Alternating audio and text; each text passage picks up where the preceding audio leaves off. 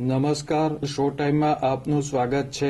ભાવનગરના નારી ગામમાં ગટર ઉભરાવાની સમસ્યાથી ગ્રામજનો પરેશાની ભોગવી રહ્યા છે।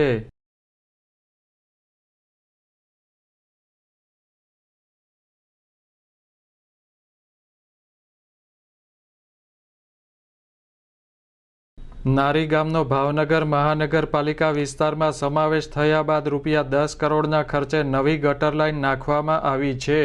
ગટર સુવિધા માટે મોટી રકમ ખર્ચવામાં આવી હોવા છતાં ગટર ઉભરાવાની સમસ્યા ઉદ્ભવી છે। નારી બસ સ્ટેન્ડ પાસે 2 દિવસથી ગટર ઉભરાતા ગટરનું ગંદુ પાણી રોડ ઉપર ફરી વળ્યું છે।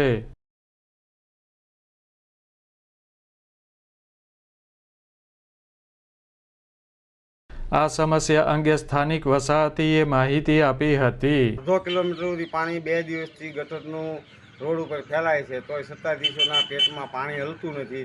અહીંથી લેખિત અને મૌખિક કમ્પ્લેન કરવા છતાં હજી આ કોન્ટ્રાક્ટર ખાનગી કોન્ટ્રાક્ટરની જવાબદારીમાં છે અને અવડું મોટું કામ 10 કરોડનું પૂરેપૂરો ભ્રષ્ટાચાર થયો દેખાય છે। આવા અનેક વિસ્તારોમાં પ્રોબ્લેમ થયા છે, હજી તો કોર્પોરેશને સંભાળી નથી, ત્યાં આ ગટરની દિશા છે। મહાનગરપાલિકા દ્વારા યોગ્ય કાર્યવાહી કરવામાં આવે તેવી ગ્રામજનો દ્વારા માગણી કરવામાં આવી છે।